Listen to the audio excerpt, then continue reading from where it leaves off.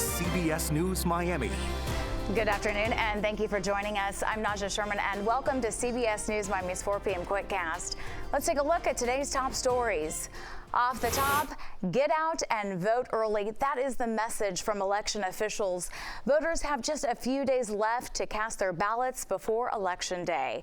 If you haven't done so yet, you may want to vote early and avoid waiting in those long lines on Election Day. For those of you who have voted, some of you have called us with questions about your polling experience. CBS News Miami's Morgan Reiner is at election headquarters in Doral. She spoke to the supervisor of elections and got answers.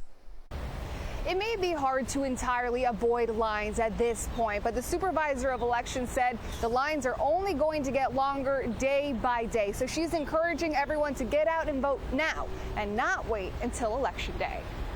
We already have had 588,000 people vote already in Miami-Dade County. Supervisor of Elections Christina White said if you're planning to vote, get out sooner rather than later. I don't want to have any of our voters wait until Election Day to vote. We're really calling that the last day to vote at this point. You never know what could happen, whether it be weather or you get sick or a flat tire. And so we're encouraging people to do things as soon as possible. Early voting is always a great option. There's 33 sites for the remaining days, 12 hours a day. In Broward and Miami-Dade County, early voting ends on Sunday. In Monroe County, Saturday. White mentioned Halloween is actually a good day, as parents are preoccupied getting kids ready and out for trick-or-treating, and costumes are allowed in the polls. If you're wearing a mask, you will be asked to take it off, but it is understandable that people will come with the spirit of Halloween, and in fact, some of our workers probably will be wearing some work-appropriate costumes. But there are rules when it comes to those campaigning near the polls. The candidates and campaigners have to be 150 feet from the entryway of the polling location. We do have poll deputies stationed outside of all the locations to make sure that that law is being respected. Those campaigning can come in, but only if they are in the active process of voting themselves. And if you're caught being disruptive, even outside of the 150-foot zone, like these campaigners blocking the road near the Miami Lakes early voting site, you can still be asked to move or have law enforcement called on you.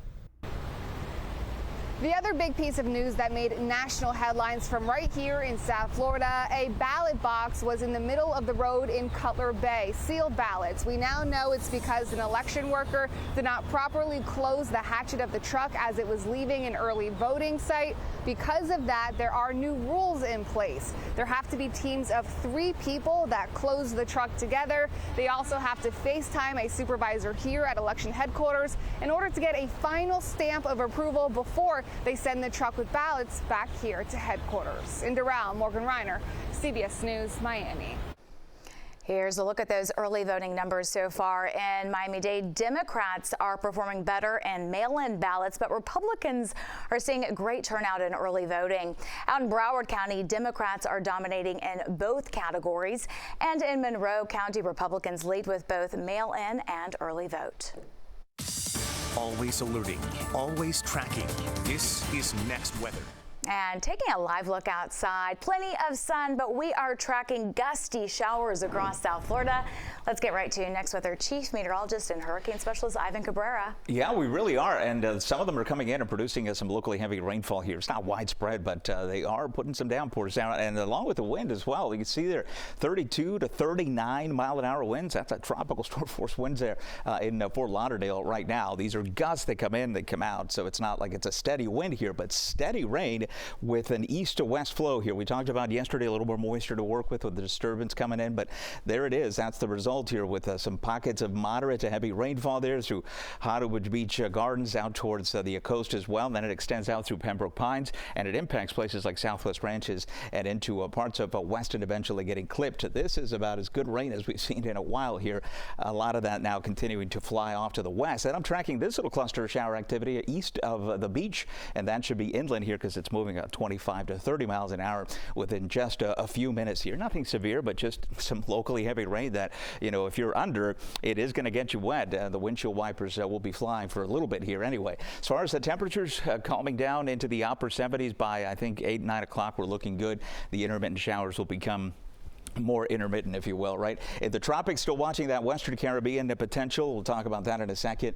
And Election Day forecast not looking bad at all. No huge changes, but Halloween's first, and we got to talk about that. Today's showers and wind. I think for tomorrow, it'll be isolated showers, but still wickedly windy. So keep that in mind for trick-or-treating after 5 o'clock.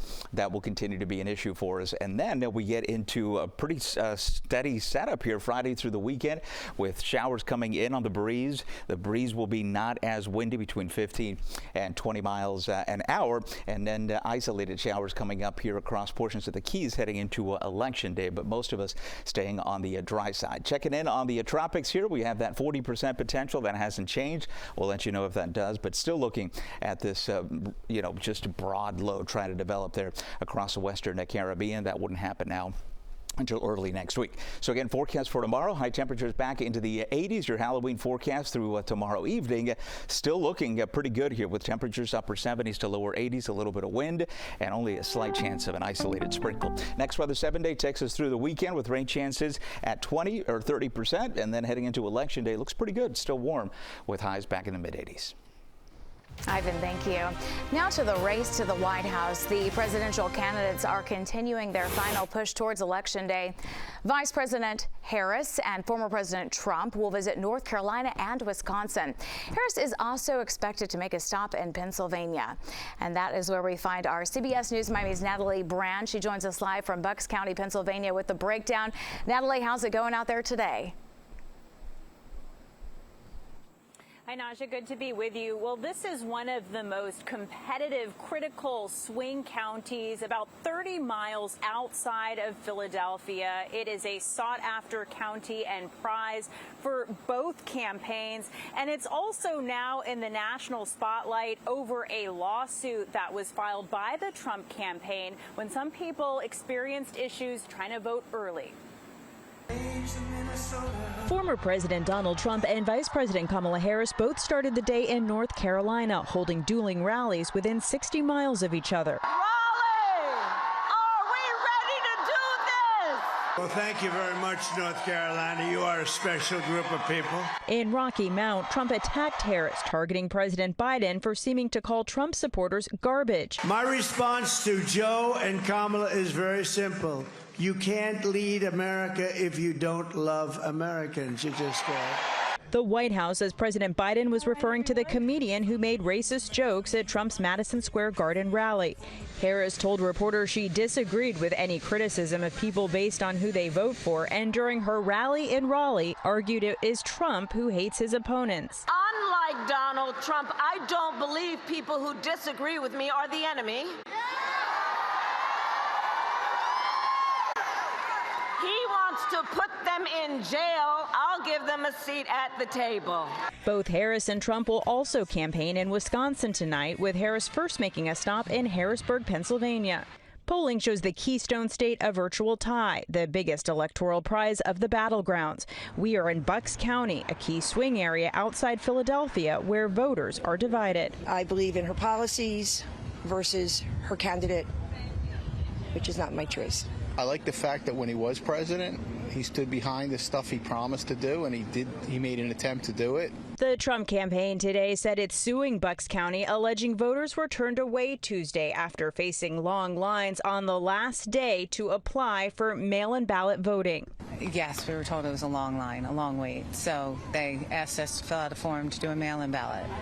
But we had to come back today between 1 and 5, which might not work for everyone. So a Pennsylvania judge ruled to extend the deadline to Friday. Yeah, some voters we spoke to said elections officials here just seem to be overwhelmed by the large crowds that they saw. But again, now they will have a couple more days to apply for those mail-in ballots in this critical county, in a critical state.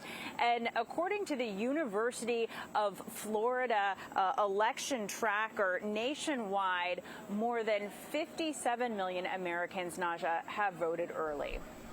Lots of new developments in that battleground state. Natalie, thank you for that live report. And make sure to join us on Tuesday, Election Day. We will have extensive live team coverage of all the key races on air and online. We also have a special edition of CBS News Miami starting at 4 p.m. And then at 7 p.m., America Decides who will be the next president of the United States. Live CBS News coverage all night long here on CBS Miami. We will also be tracking all our local races right here on the CBS News Miami stream. You can find us on CBS News Miami on Pluto TV and the CBS News app. So have you already voted? Show us. We want to see. Email a picture of you proudly wearing your I voted sticker to pics@cbsmiami.com. You might see it on air and featured in a gallery on our website, cbsmiami.com. Police announced a break in the case of an 8-year-old missing persons case. As you might recall, in May of 2016, Liliana Moreno and her 8-year-old daughter went missing. Their bodies have never been found.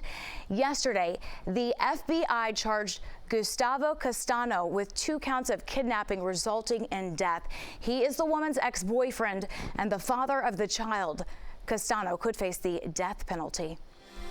Get your nautical stripes out. The Fort Lauderdale Boat Show has arrived in South Florida. Everything you need to know next. Welcome back to the CBS News Miami's 4 p.m. Quickcast. More than 1,000 people gathered in Cooper City for a march. It was to honor the lives impacted by the tragic events of October 7th. Members of the community just sent me this video. They say the march served as a unifying call for remembrance, resilience, and hope. It was organized by the Israeli-American Council in partnership with Rolling Thunder.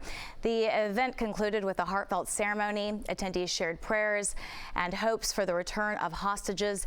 Guest speakers included the mayor of Cooper City, the Israeli Consul General, and the pastor of Sheridan Hills Baptist Church. The Fort Lauderdale International Boat Show is back. It's the 65th anniversary. The 5-day event is the world's largest in-water boat show. Products range from super yachts to sunglasses and everything in between. Tickets start at $44. And that's your CBS News Miami Quickcast. I'm Najahe Sherman. Stay tuned for more news right here on CBS News Miami, and have a great day.